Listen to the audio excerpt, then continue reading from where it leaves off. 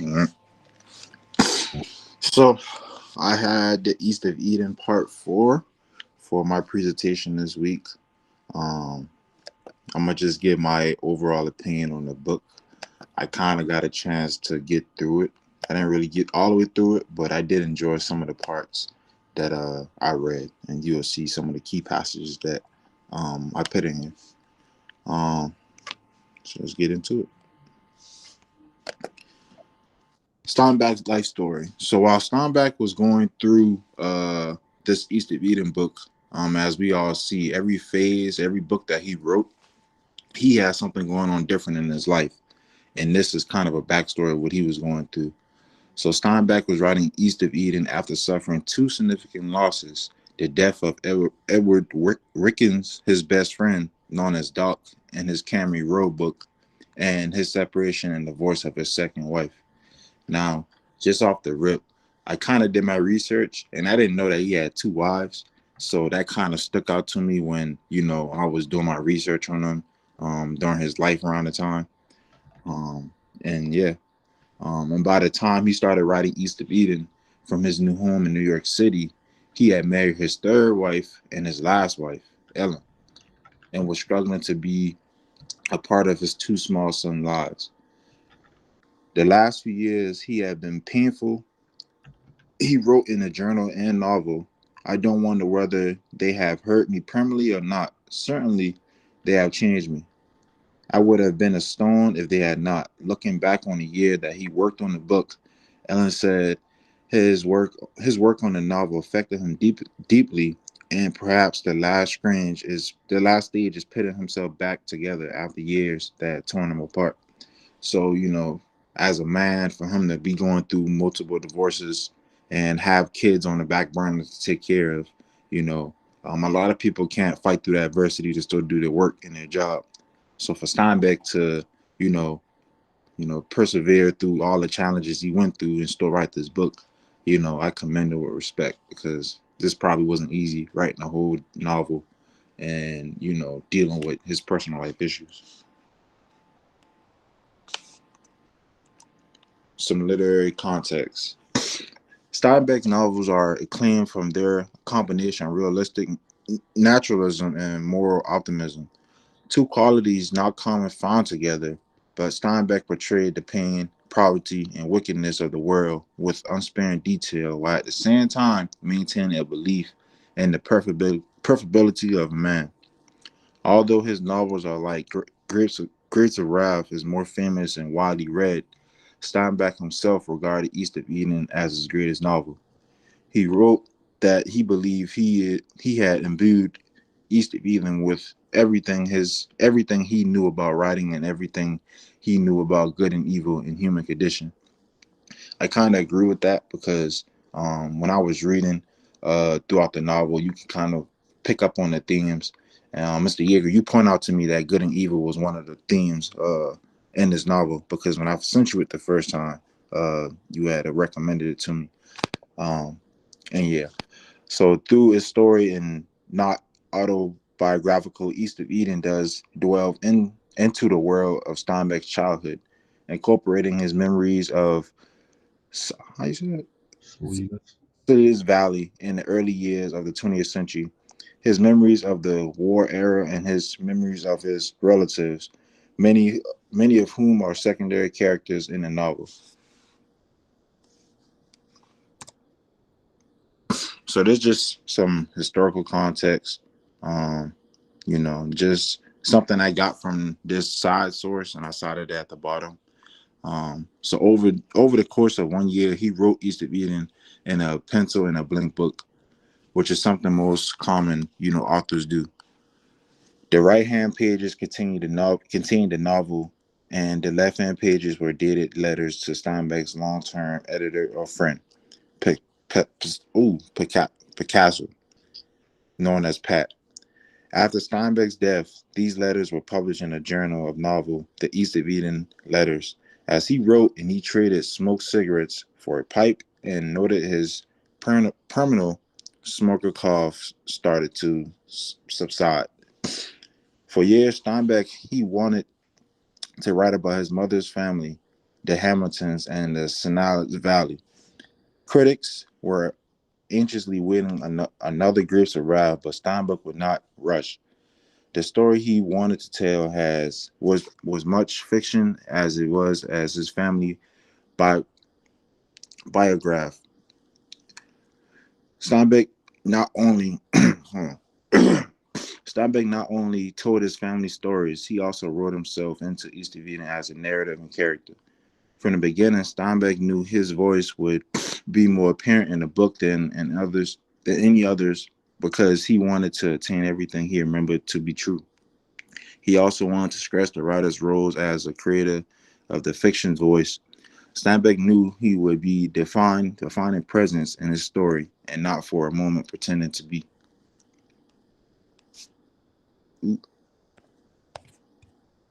Uh, okay. So just a summary from part four of what I got from it. I start off by saying the narrative tells the conflict between good and evil, which he claims is the only story that has occurred repeatedly in human history. According to him, persons can be judged by how the rest of the world responds to their passing. He recounts the story of a man who amasses wealth at the expenses of others, and then tries to make up for it by becoming a philanthropist. Ooh, that's a big word. Philanthropist. Yeah, philanthropist. I think that's how you say that. The man's passing was met with a quiet sense of relief. He recalls another individual who constantly immoral and would deceive others into thinking he was good. When he died, they rejoiced. Lastly, the narrator recalls a third man who committed numerous mistakes but dedicated his life to his offerings others support during difficult times. Upon his pass, a tremendous deal of pain was felt by all. And just by all the good conversations we had, you know, in this class, um, I believe we touched on this multiple times. This is something that Steinbeck implemented into his novel because he noticed something that we go through in real life. We've all been through either of these three stages. We know somebody that has passed and it really hasn't affected us. And we know people that have passed and, we mourn from it. And the way he was able to touch you in different ways, rather as biblically, your everyday life. I believe he did a good job uh, implementing those themes into his book, just based off good and evil. It's like he wasn't tunnel vision, or he wasn't one dimensional when he was talking about good and evil. He used different resources and different examples to explain his point and his theme.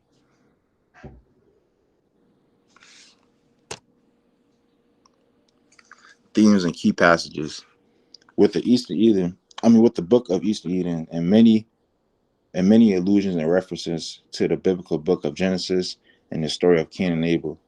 But I believe Steinbeck ties those references into his novels to address certain themes like destiny versus free will, generational curses, love and lust, and good and evil. The novel finally spoke of timeshare, reminds readers of the power of their choice, showing that ultimately not decisions or events boil down to us based off our actions. This is shown primarily through the characters of Lee and Cable and their conversations about timeshare, a Hebrew who word that Lee translates to mean though thou mayest. It illustrates the power of free will and choice and determine one's fate. One of the key passages, well, one of my favorite, which we talked about a lot, was about Adam asking, "Do you know where his brother was?" And he responded saying, "No, I don't," said Cal. And this is on page 906. I'm sorry, I didn't state that from the beginning. 906 in chapter 4. Well, not chapter 4, but part 4. Um, Cal said, "No, I don't. He hasn't been home for 2 nights. Where is he?" said Adam. "How do I know?" said Cal. "I am supposed to be looking after him." And in this particular passage, uh, this is basically a reference what we talked about a lot in Genesis, where God was asking Cain, where's his brother? And one of those passages that stood out to me was in chapter 51, if you guys are able to flip to it real quick. And Adam goes on to ask Kyle, where's his brother? And this is a direct parallel between God and Cain that appears in the book of Genesis and the Bible. After Cain murders Abel, God realizes that Abel is missing and asks Cain where Abel is. Cain resorts, I know not, I am not, am I my brother's keeper? Abel and Cain reenact, what did I say?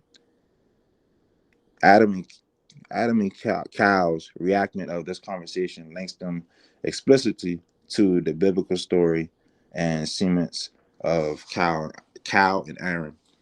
Um, you know, like I said, we talked about this specific story multiple times throughout the book, and it's just one of those stories where you can kind of uh, merit side to side with what happened in East of Eden and the biblical resource. So I say this is one of my favorite key passages throughout the whole book.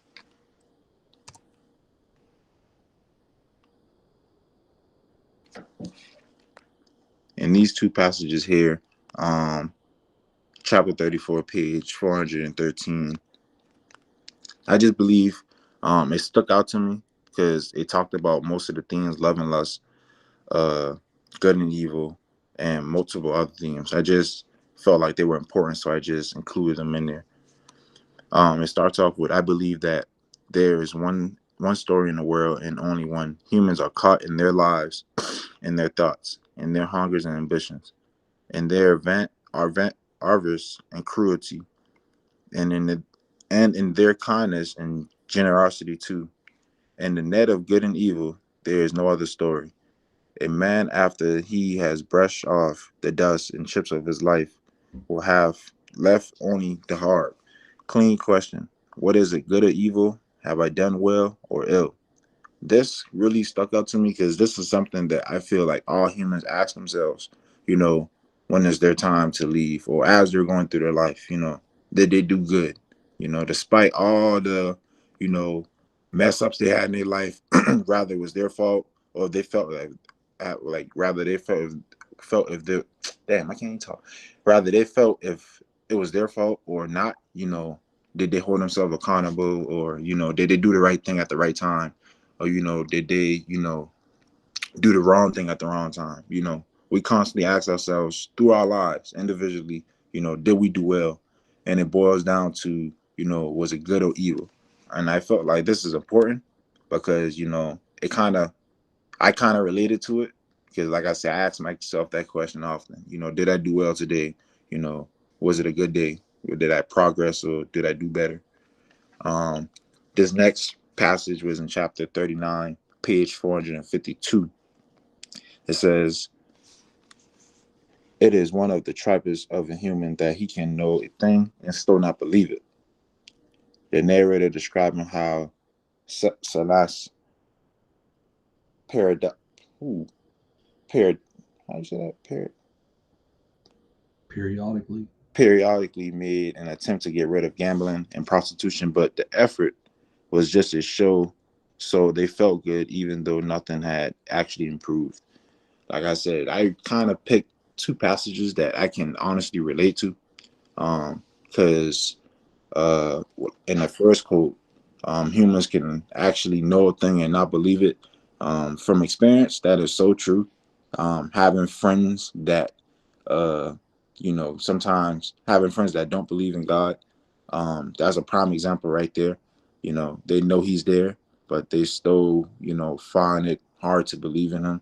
So, when I came across this quote on this page, I was kind of like, I can use this because, I've kind of related to it. It's kind of like, when your friends did something. It's like, let's say you have a friend and he's known for slacking off in school, right? And then he comes to you and say, hey, Mr. Yeager, hey, Shane, hey, LeBron, I scored an A on my test in math. And you look at him like, nah, I don't believe it. And it's like, you kind of do believe him because that's your friend, but his actions never show it. So, that's kind of like a small example, of, still knowing it and not believing it. And then that is it.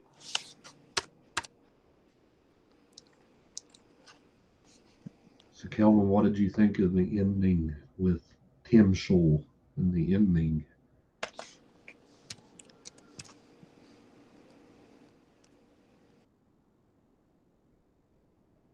Oops, we lost him. He'll be back.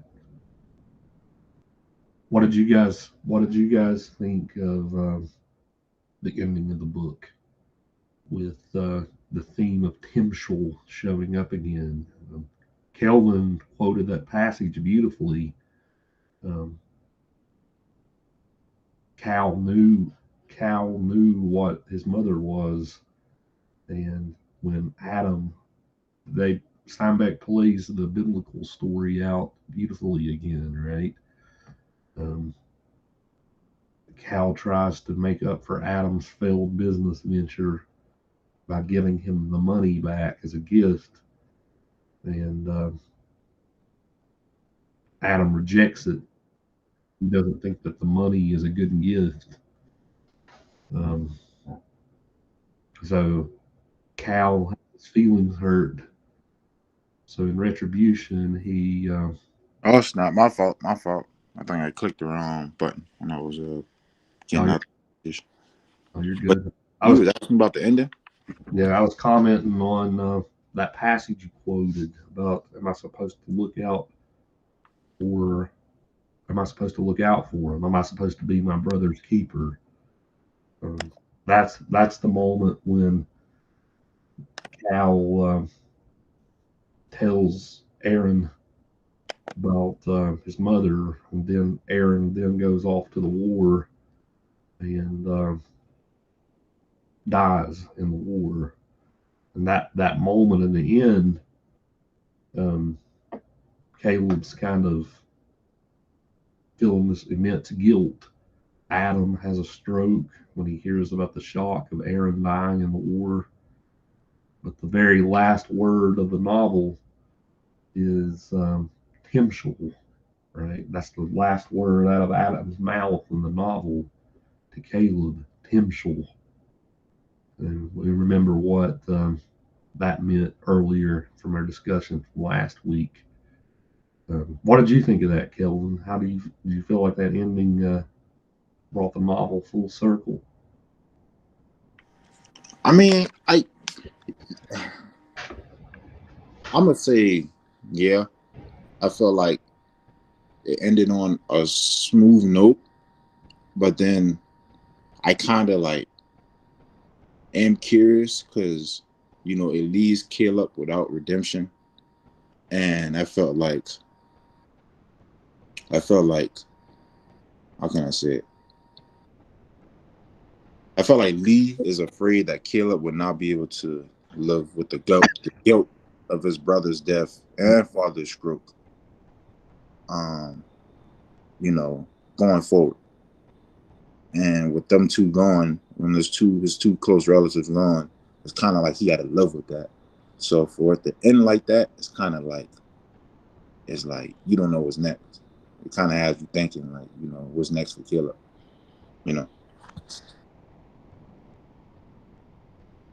Yeah, I think you said that really well. Um, what would happen? How much would he spiral out of control in guilt at what he's done? Yeah, yeah. It's kind of like one of those sayings, like when a man loses everything, he got nothing to lose. He feels worthless inside, and stuff like this can spiral into suicide. As we see most common in our world, when a man has nothing to lose, he gives himself away.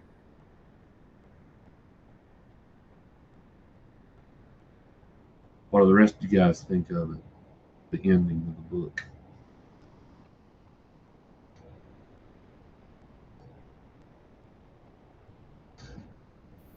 I kind of felt um, Well, since he had the stroke and Tim Shaw was the only word he was able to say, um, I felt like that was his way of forgiving Cal for you know anything that he felt like he may be guilty for. You know, his that was his way of saying like no matter what you did, no matter what you said, it was still Aaron's decision to go join the military. It was his decision to run off and act the way that he did. And to try and tie it into what Kelvin said, it it was his kind of his way of trying to alleviate any feelings of suicide from Cal for making that mistake.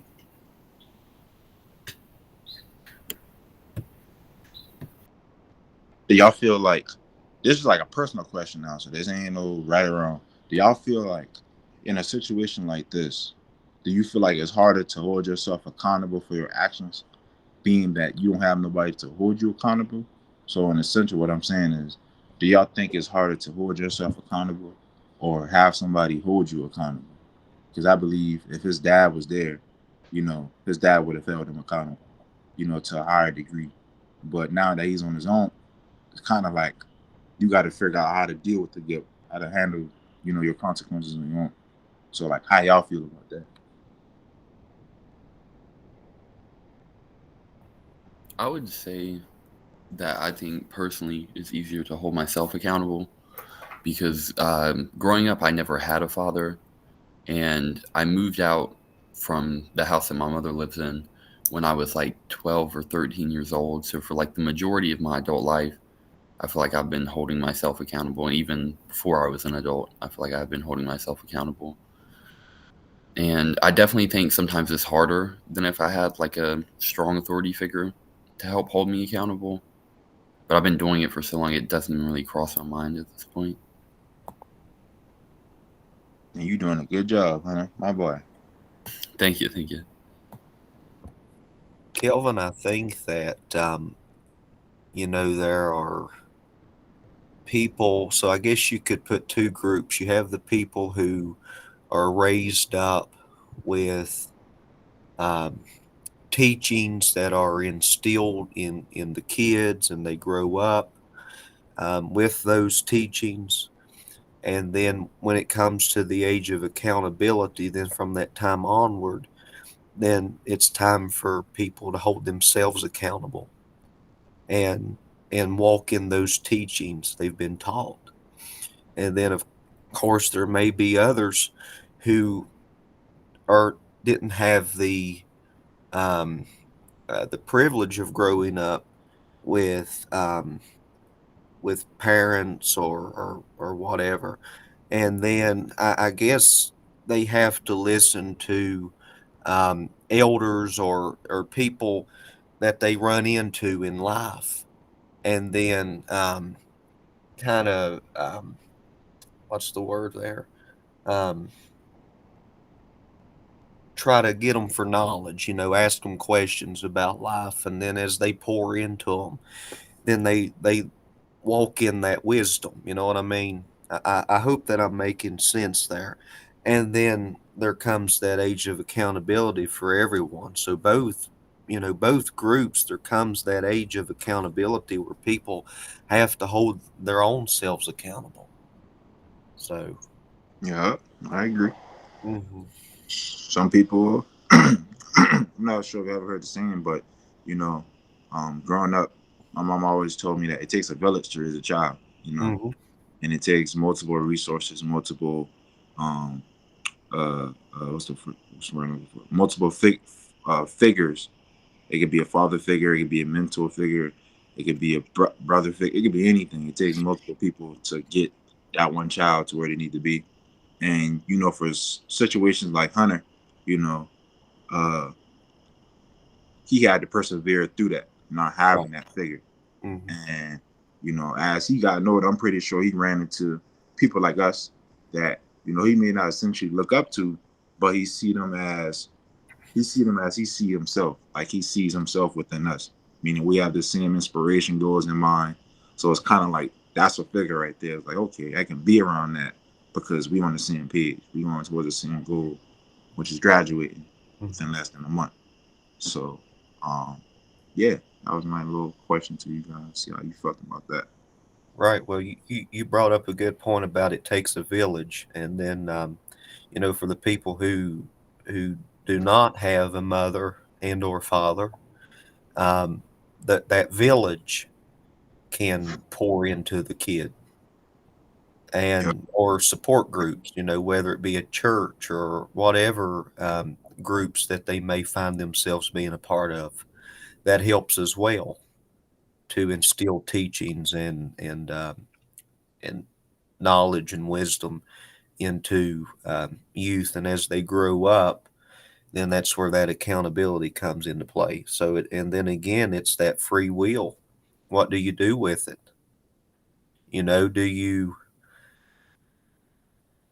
Do you say, well, I don't, I didn't have the things that I wanted growing up, or I didn't have the people that I needed growing up, so I'm just going to continue being um, not being successful, just being out there and not being profitable to society? Or am I going to make something of myself? Am I going to rise above this and be the best person that I can possibly be? So that's free will there. So that kind of goes with potential.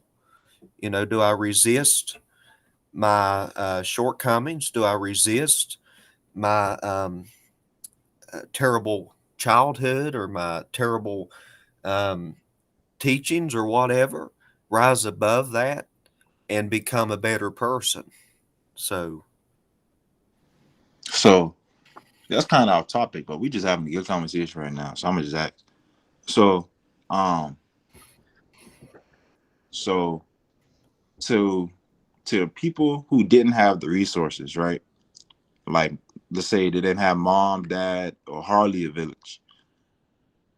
Do we give them a pass, or do we still hold them accountable because they have the free will to make that decision to persevere or get past their shortcomings or find a way out? Because in many situations, many stories, athletes you see, some athletes grew up on nothing and still find a way to manage their way to get out. So, do we still hold people accountable for not having what they need? Or do we give them a little pass saying, well, they didn't have that, they didn't have what I had. So I can kind of see why they act the way they do. But then if you use that argument, you can also say that, well, there's this guy, he didn't have that as well. He didn't have mom or dad or brother. He was in, the hood, or he was from the country where there was nothing around, and he still persevered to get out and make something of himself. So to y'all, like, what do y'all say to that? Do we give that guy a pass, that person a pass for not having the resources? I would. My perspective is probably different from a lot of other people, but I have an older brother who's like 5-ish years older than me, and we're drastically like the furthest opposites that you could imagine as people. And the conversation is weird because we've gotten to arguments before where he's brought up how he grew up to me, like as an excuse for the way he behaves, but we grew up in the same house. So like Right. I feel like an interesting perspective that I would say is that I didn't have a lot of like positive authority figures growing up, but I did have a lot of like negative influences on my life of people that I knew I never wanted to be like, and knew that I would give it my best shot to end up in a position that would hopefully keep me away from being like those people who are influencing me negatively. All right. So it goes back to free will. You made a decision. You was like, Hunter saw that, and Hunter was like, okay, well, I don't want to be that because I see where it's gonna go. Like, just off the rip, we can relate because I had the same thing with my older brother, like my oldest brother. He was, around negative environments, and I was with him as a little kid, just wanting to be like my big brother. And I saw what he was and delved into, and I looked at it, and I was like, yeah, I don't want to be in that. Like, it was a free will decision. So I think what Shane said earlier with the free will, it boils down to it. But you know, having having a good mindset at the time allowed me to make that right free will decision. You know what I'm saying? So yeah, I can agree with you on that for sure. I also think that, like, even in the East of Eden novel, that the mother could be like representative of that negative influence that the kids could look at and be like, I don't like, at the time when I was growing up, I didn't know what I wanted to be. I didn't know what I wanted to go to school for, or like what career I was going to chase after. But I did know that I didn't want to be like that, like the negative influences in my life. So I feel like the mother could be probably, I feel like she isn't written to be, but from my perspective, reading through it, I can look at the mother and be like, that person seems similar to the people that, like, when I was growing up, that I tried to set myself apart from, distance myself. Facts, I agree. Because she's kind of like the antagonist of the whole novel. Mm-hmm. I remember talking about that in elementary school. Antagonist is like the, how can I say, like the evil person in the novel, you can say, or like the bad person. So yeah. If I can chime But in here, Kelvin, since we, I'm sorry, go ahead, Brian. sorry, Shane. Um, since you just brought up the mother, Kathy, Kate, and Kelvin asked about giving people passes, I have to say I agree with Hunter and Kelvin so far with it's all personal choice. Everybody has to. Everybody eventually comes to hold themselves accountable, unless it gets to a point to where it goes too far, where they can't. And the only people that I believe Steinbeck is saying that we should give passes to, that might deserve a pass, would be people like Kathy, Kate, um, Lenny, um, just these people who were born without certain cognitive functions. Yep. And Brian, you brought up a good point there about giving passes to people who aren't really able to discern between the two of good and evil. Because, especially like Kathy and Lenny, they were born into that type of lifestyle without having the ability to choose between one or the other. They were just born into um, like the evil or the inability to do good. And so I think people like that, you have to understand why they are the way they are and try to see through some of that and overlook some of that. But Kelvin Just and so, Hunter, I'm sorry, Brian, go ahead. sorry, go ahead, keep going. But Kelvin and Hunter, I certainly commend you two for um, losing or not having a loved one in the picture and still pushing forward. I have a story similar to that of my biological dad who left out of the picture many years ago. And he and I are completely different, like daylight and dark.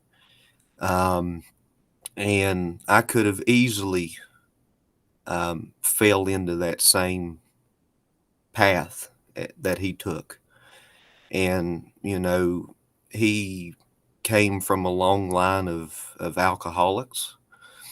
And if it wasn't for God's grace and mercy, I could have ended up being an alcoholic, and I could have looked at him as an excuse. But thank God I have a wonderful, loving stepdad who came into the picture and set me on a different path. And So I look at that and I say, I was there was probably only a hair separating me between that good and evil at that time, because just a little bit to the left, I could have fell right into that same same lifestyle. But, you know, without having that support there, here we are now, we're in college, we're doing well, and we're going to be graduating in a month, and it's just wonderful. So, I mean, it's amazing to hear stories like this, to know where people come from, and to see that perseverance, that no matter what we've been through, the negative people that we've had in our life, or the lack of a loved one that we could look up to in our lives, that it didn't set us back, that we looked ahead and we kept going. So, I mean, there we go again. There's that liberty, that freedom to choose. But yeah, I just thought I would add to that. Good conversation, I think so. Don't you, Dr. Yeager? I haven't heard a word in like 20 minutes. Yeah, good convo, boys. Good convo. I liked it. Yeah, I mean, I think you guys all said it beautifully. You can't let um, the examples of your parents, or I don't even believe in the idea of biological determinism. Like, that's kind of like what the novel's playing with, right? Kate has a defect. She's evil. Will that evil pass down in the genes to her children? And the novel makes you think about it, because Cal seems to have the. Of course, we know that Adam isn't the dad, right? It's Charles. So both children kind of have two dark influences in their genes as far as their parents. But Cal especially struggles. Cal's seen as like the it's almost like a dualism between the two. Aaron's the light and Cal's the darkness. And but in the end, it's Cal who is able to overcome his darkness with his father's blessing. So, and Aaron, ironically, is the one who lets the biological determinism beat him. He doesn't think that he has any value, considering what his mother is. That's why he decides to go off and enlist on almost a suicide mission. Um, so it is very much a beautiful end of the book. I think it shows that you can't let um, the specter of the past influence who you are in the present. Somebody's got to stand up and change it. Can't keep going. It might have been generational for generations back, but it's time somebody stands up and breaks it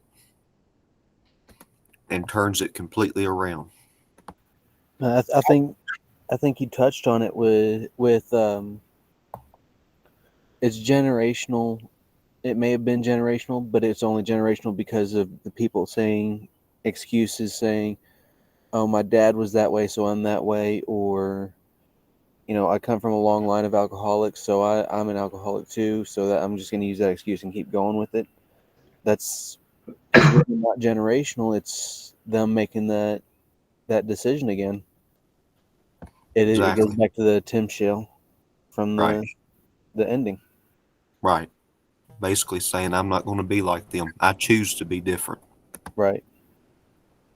I'll say that I definitely feel like it's probably easier now than it would have been like during the setting of this novel to have like self accountability, in the sense that although I didn't have like relevant personal figures in my life to look up to when I was growing up, I I've always had access to like the internet, and there's always been stories. There's always been like documentaries or a show that has like a character that I maybe not even look up to, but I can see certain qualities in that I would like to have for myself.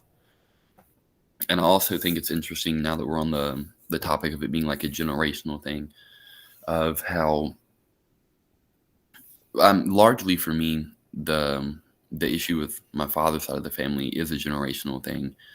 And I think I have one cousin who lives in South Carolina right now that's a part of my dad's side of the family that is doing well, and every single other member of it. He has like 7 brothers, I think, and they all have children. Their children have children, and all of them have been in some way affected by like the opioid pandemic. And I definitely think it's interesting because I feel like it's hard to walk a moderate line growing up like that. I feel like either like the abuse becomes the abuser, or you break away from it entirely. I feel like it's hard to stay in the middle of those issues.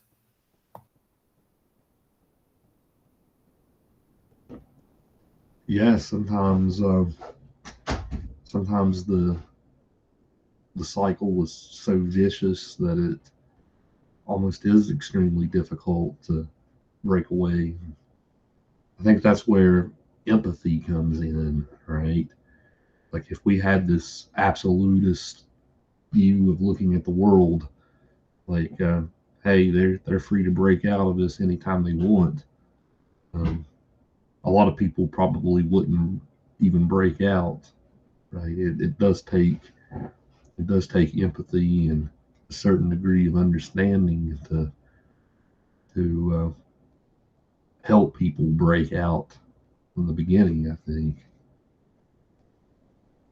a lot of it comes down to your strength of will, like you guys are talking about. At the same time, we have to be forgiving as well.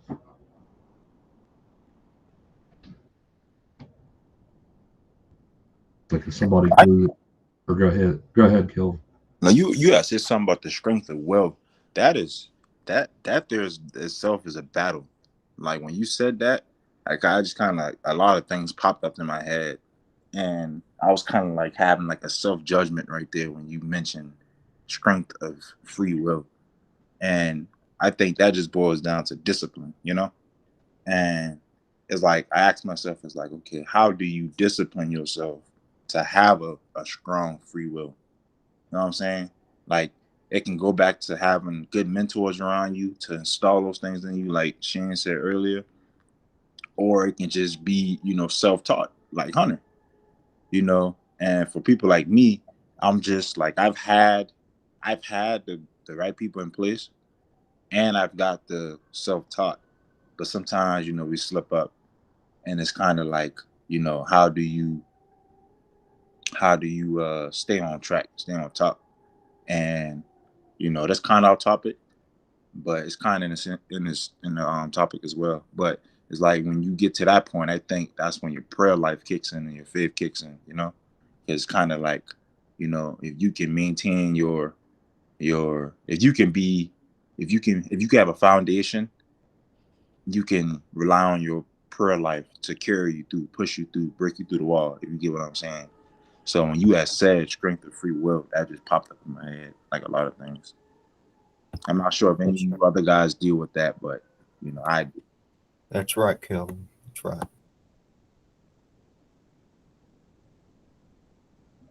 Yeah, some people have stronger wills than others, and I think I think everybody's will has a breaking point. I think you're exactly right, Kelvin. That's where faith comes in to keep you steadfast.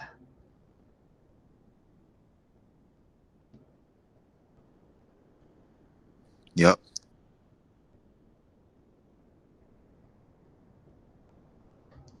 What did you guys think of how things ended for Kate in the novel? Um, we know, of course, that she's struggling with arthritis to the point that it's inhibited her life. And there's this whole subplot involving Joe, her the guy who works at the whorehouse, right? That Joe's trying to get to the bottom of whatever secret Ethel has, and Joe's trying to play her, but of course he can't play her, right? She gets the last laugh, but there's that great moment when Cal goes to see her, and like her cruelty doesn't really reach Cal. Cal pretty much laughs in her face, and that kind of disturbs Kate to her core. And but she eventually decides to take her life. Right? She gives all of her money to Aaron, presumably because Aaron looks more like her. Right? That's one of the reasons that she sees herself more in Aaron, which is interesting because Aaron's supposed to be the force of light in the novel, or Cal's the force of darkness. But she feels this guilt. Well, she feels like the world's going to close in on her at some point. All of her sins are going to come to the forefront, and yeah, she decides to end it. Whether I don't know what her motive was for that. Really, did she think she was going out with dignity instead of letting this sickness afflict her? Like lots of times with arguments about stuff like euthanasia, um, people decide to take their lives rather than let some type of sickness ruin the dignity of their life. Um, like right now, that's a really hot button ethical issue. Like if you have cancer or something, maybe you have 6 months to live. Should you have the right to take your life? Should doctors even help you do it? Um, but whether that had anything to do with it, or whether she was looking into her soul and saw only darkness, maybe the fact that she left her money to her son was the one moment of light that she had in the whole book. How did you get? I don't know. I'm just talking aloud. What did you guys think of? If I can jump in here. So, not that I want to say that Steinbeck was arguing for or advocating for the euthanasia of people who were born like Lenny and Kate or Kathy. But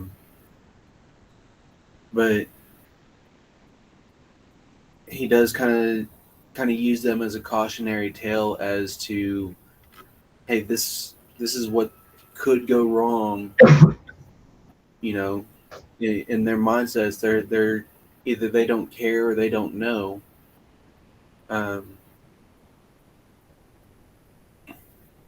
And with that whole subplot with Kate and Joe, I want to say that Shane hit a really good point on it last week when he brought up Lot and Lot's wife, and I tried to draw that parallel while doing this reading um, between Lot's wife and Kate. How Lot's wife turned back and looked at Gomorrah before it fell, and she turned into salt. That's kind of how I saw Kate's empire was falling down into nothing with Sheriff Quincy and Horace talking about, hey, go tell everybody what happened here. All this is absolutely nothing. None of this ever happened. It never existed. she was just another whore, and she just crumbled down into nothingness with her empire as well.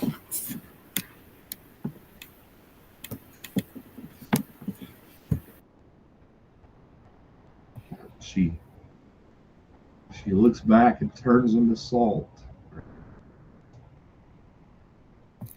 I will say I'm not sure if you've created the. I think it's the first journal about or like analysis that we did for this book, but I tried to argue against the biblical themes because I did some research into Steinbeck, and at, at the time it didn't seem like he was a very religious person, and I was so like in the infancy of the novel that I didn't at the time I didn't realize how much of it would be biblically themed. But I did try to make the argument about the Cain and Abel situation going on, like with the brothers, that the it didn't have to be a direct reference to that story, and that it could be just him arguing like for the issues that are brought up in that story. But then as soon as I wrote like a page and a half about that, the next the next chapter had like undeniable biblical references, and I had to go back in and write like, yeah, so I was wrong.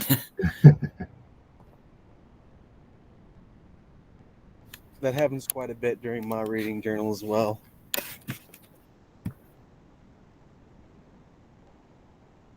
Yeah, the very beginning of part two, when he has that section, I could see where that would throw you for a loop.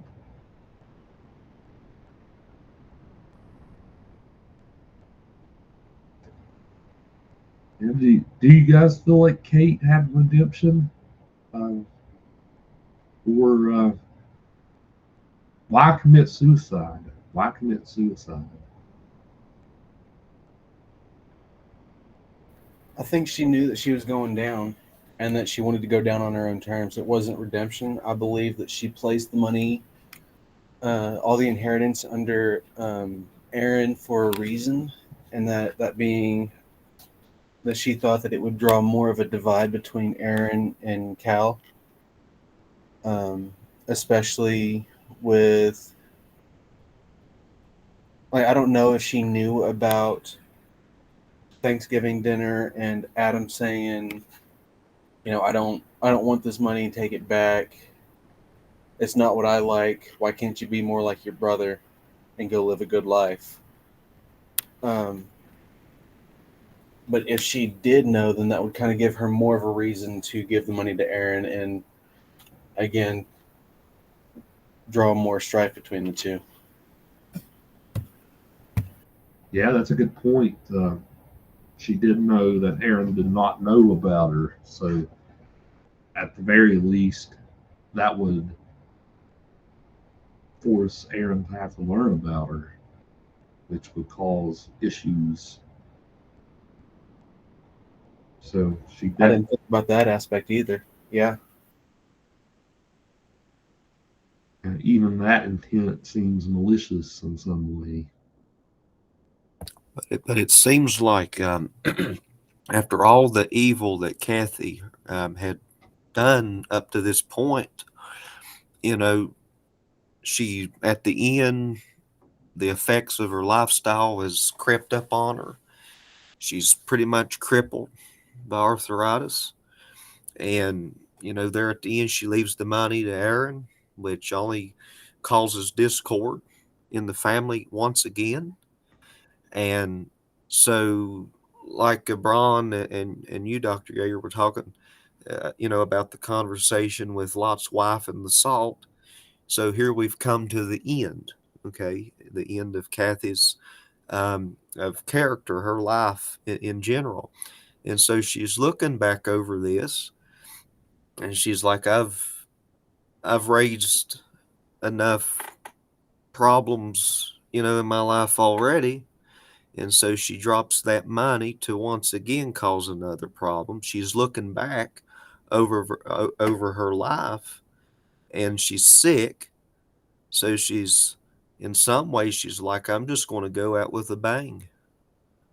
You know, I'm just going to look back. I'm going to turn into salt, and I'm just going to let this evil continue. So, I mean, so she's brought the evil into the family. She's going to go ahead and, I guess you could say, excuse herself by taking her life and allow that evil to continue in the family. So, it's a pretty messed up character. I mean, and it's a pretty messed up plot line. So, but it happens. I mean, there is some reality to this. There's a lot of reality to this, actually. I mean, evil intentions. I mean, it can drive a person to this demise. I mean, it really can. If people allow evil to drive them and to do these ungodly things, and as that evil takes over, that person no longer has control of them of their own selves. So that's pretty much what happened to her. And you could probably argue that. Did evil make her do it? Or, as that famous saying goes, the devil made me do it. So what made her do it? Was it that evil? Because she was pretty much the embodiment of the devil. So it's almost like that evil entity says, okay, I'm done with you. Moving on now. There's a lot you could argue about her character. I mean, this could go on and on and on and on. I mean, you could go down through, have so many tangents on this conversation, it's not even funny. Yeah, we've been talking about her for 3 weeks now. New thing. And we still haven't exhausted it. Right. Yeah, there is a moment that describes that she attends the Episcopal church in town. So that's at least, I don't know, maybe a suggestion that she's examining her conscience in some way. She's reflecting back on her life, but again, she seems to choose evil even after her examination of conscience.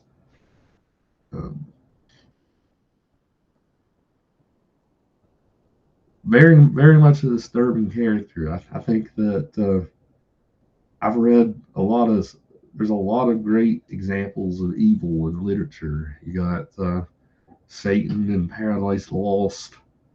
You got Iago and Othello. I think she's right up there with some of those great examples of evil characters. You got the judge in Blood Meridian. She's top 5 all time evil characters in my book. And just such a compelling character.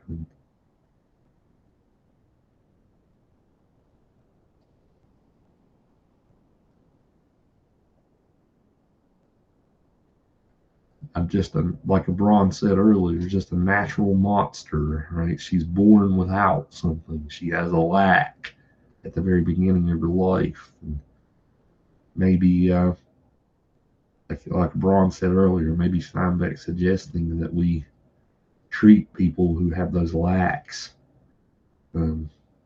somewhat differently, whether with empathy or not. Please don't suggest that I was arguing for the euthanasia. No, I didn't get that. Some people, with Lenny, it was a lack of this cognitive power, but with Kate, it's a lack of a moral compass. I mean, she's born a pure sociopath. Unless lots of people are born sociopaths, right? Sociopaths are made, but they're also born. she is definitely a born sociopath, you can say. I would argue that most, if not all, of Steinbeck's characters are born with a lack of something, and it was just whatever that something was determined what their characteristics would be, right? So back to a God unknown, I feel like he just, like, the main character had a lack of Emotion, even. pretty much just a lack of emotion. Yeah, Adam has a lack of ill will. Um, Charles has a lack of adventure. Um, The brother into a God Unknown, I'm not sure his name off the top of my head right now, but he had like a lack of social ability and he was really good with animals, whatever his name was. right.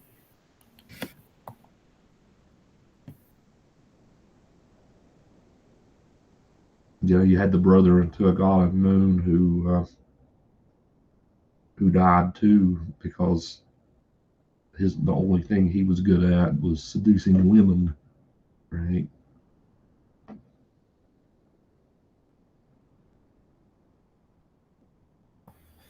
It seemed like I would argue that he had some sort of like lack of impulse control as well, because they were like, we do like everything in our power to keep him away from getting drunk and like going out on these conquests, and we don't know where he gets the liquor from, but he always seems to find himself in those situations. And the other brother could be argued to have like a lack of empathy regarding like the religious situation that he felt his brother was like worshiping the tree and moved away, left, cut the tree, etc., etc.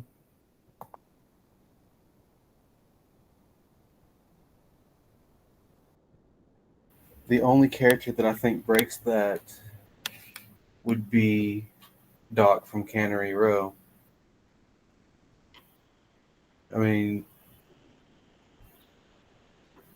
the only time that he lost his patience was whenever he went and found all of his broken lab equipment. But even then, like, everybody has their breaking point. So Yeah. maybe Doc and Samuel Hamilton are the only two that kind of break that barrier, I guess. Yeah, Samuel's definitely a ideal character in the novel, the dreamer. Um, A lack of grounding. There we go.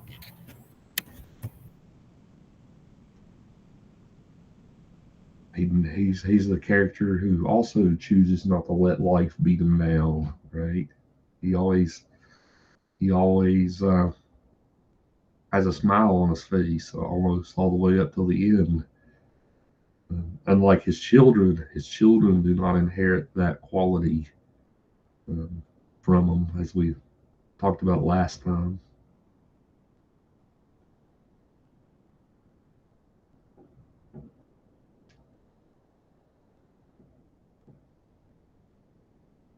Yeah, I think that for my next Steinbeck project, I think that I'm after reading this, I think I'm going to write a paper on Kate.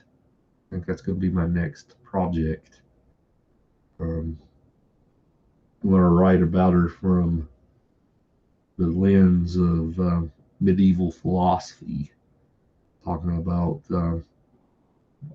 all these philosophers and their ideas about good and evil. And yeah, I think that's my next. I think that's my next project for Steinbeck studies. So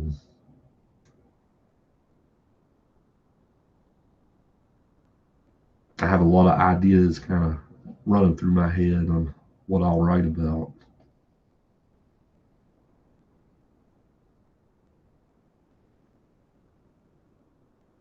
Yeah, we're going to have a panel at the Western Lit Association conference this October in Arizona. So if you guys do end up doing a bang up job with your paper in the next month, you might consider sending in your abstract to present, maybe, or maybe next year at the Oklahoma conference.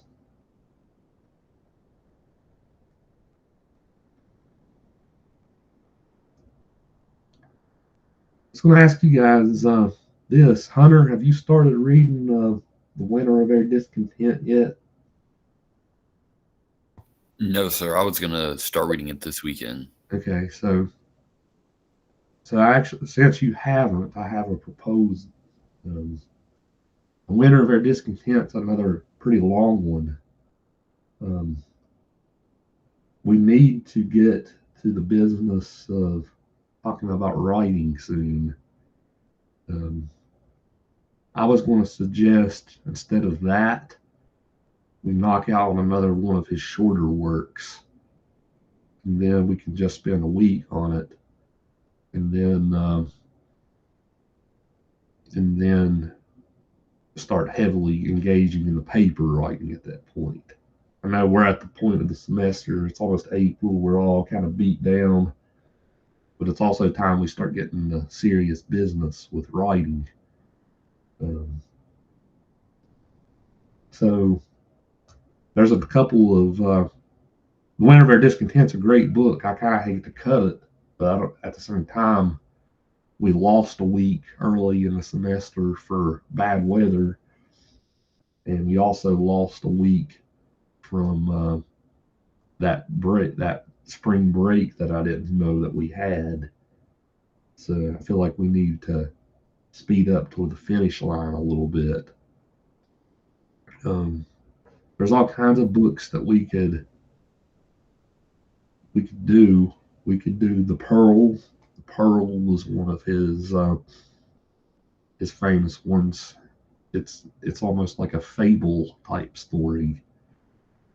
We could do Sweet Thursday, the sequel to Cannery Row. I think that would be a great way to end the course if we did that one. We could do Burning Bright. That's another one that we could do. That's pretty short.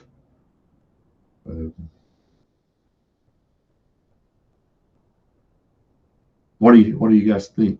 Which we also, from earlier in the semester, we also have In Dubious Battle, the prequel, the book that Steinbeck wrote before Grapes of Wrath. There's also The Moon is Down. The Moon is Down is his World War II story that takes place during World War II. That one's about 100 pages or so.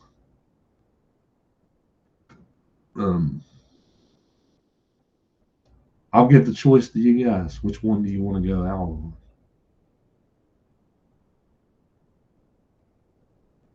Give me the easiest one. I think the sequel to Cannery Row one sounds interesting, as well as the World War II stories that you just referenced. Yeah, Cannery Row was such a big hit with you guys that I feel like that would be a great way to go out. What do some of the rest of you guys think? Shane, you were a presenter on Cannery Row. You want to read the sequel? Yeah, that'll be a good one. I mean, it's about the same length as Cannery Row. Yeah. Okay. So how about this? We have 3 sessions left. We got April 5th, 12th, 19th, and the 19th will be the very last day before finals week.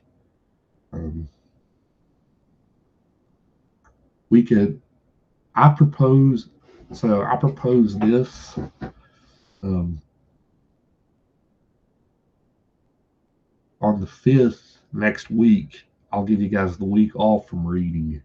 And that'll be the day that we really start talking nuts and bolts of your projects. On the 12th, we can do Sweet Thursday. Then on the 19th, we can kind of put a bow on everything and wrap up. Sometime that week of finals, I think it would be productive, because that'll be the week that you guys are writing your papers. That week of finals, it doesn't have to be Friday that week. It could be any day that week. But I propose sometime during that final week, when you guys are knee deep into the writing, I propose that we have one more short session. It doesn't have to be a 2-hour session, but one more session sometime that week to discuss. That way we can kind of do a workshop of each other's papers. So you guys can post each other's paper. You guys can post your papers to the discussion boards. And then we can you can read each other's papers, and then maybe we can kind of come together as a group one more time to discuss them and workshop them before you submit them for real. So that's kind of how I would like to go out that week. One more session that week, finals. That way we can kind of have a group discussion of each other's papers. And you guys can give each other ideas on how to improve. We can talk about what's going well, what needs to be developed more, that type of thing. So right now I'm thinking that I'll have the bibliography part probably due around the 15th or the 16th. Then I'll probably give you guys I'll give you guys up until the last minute of finals week to submit it. So I'll probably have you guys turn your paper in on Friday the 26th. But sometime that week, from the 22nd to the 24th, maybe sometime that week, I'd like to come up with one more time where we could all kind of meet together and discuss it. You guys will have a draft done at that point. Then we can kind of have a peer review session where we all talk about each other's papers together.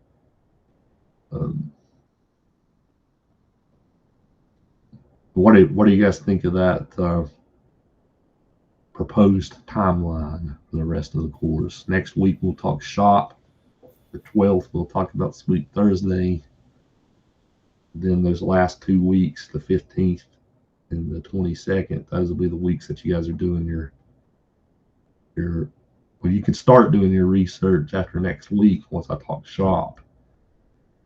But that week of the 15th, that'll be when you do part 1, the bibliography. And the week of finals, that'll be when you do your final paper.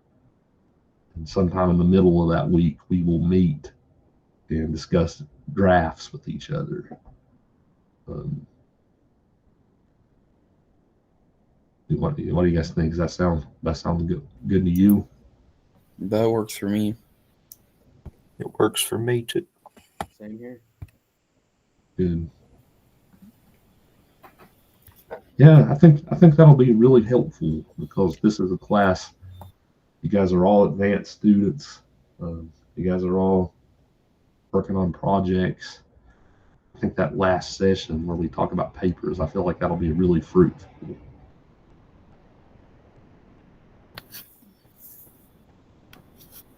Yeah, and then of course you all will graduate on the 27th. That's graduation day.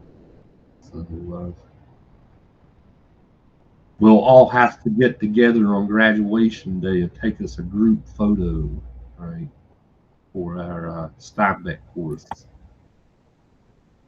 Absolutely. Congratulations, Hunter, by the way. What did I do? Your scholarship to law school. Oh, thank you. Yes, sir. Yeah, Hunter, have you made a decision yet where you're going? The two tabs I have pulled up right now are this Google Meet and my seat deposit. And after I get off here with you guys, it's official that I'm going to Elon School of Law in Greensboro. Awesome. Yes, sir.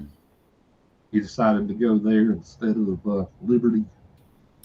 Yeah, Liberty was the school is really nice. The environment was very strange.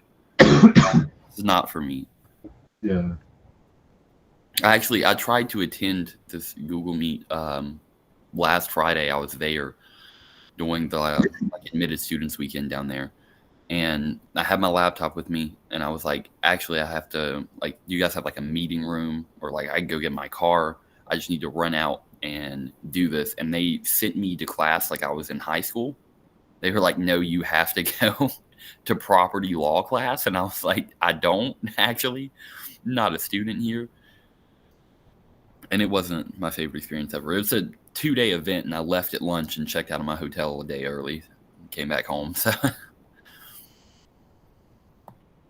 Yeah, I think it sounds like you're making the right call.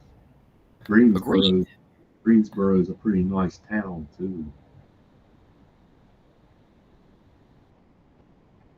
Yeah, we're all excited for it. Thank you.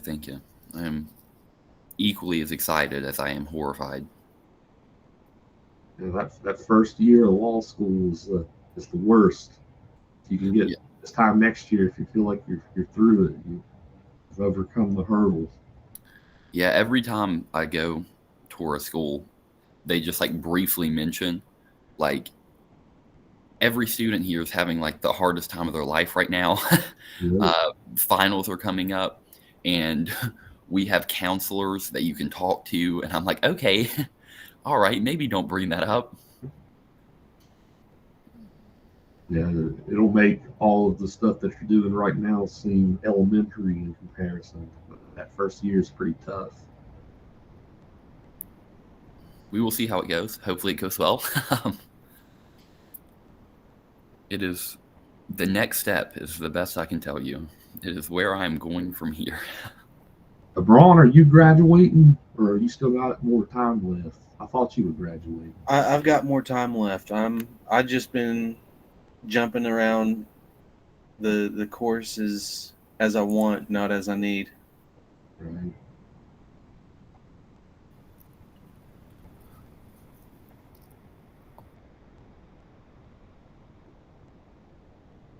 Yeah, so I'm definitely proud of all you guys. I've had you guys for multiple classes now, so yeah, you guys have all come a long way since I had you for the first class.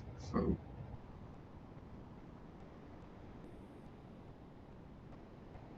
I didn't even realize that graduation was less than a month away until yesterday.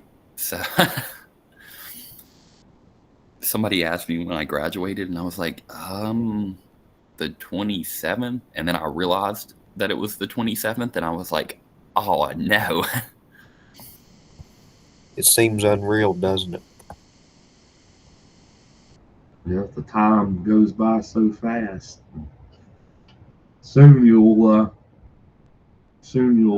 wake up one day and be like, it's been 14 years since I graduated college. So that was what I was thinking a while back.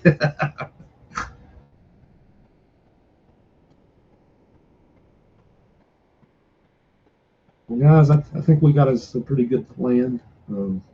I think Sweet Thursday will be a cool way to end, but you guys will have you a nice reading break. Um,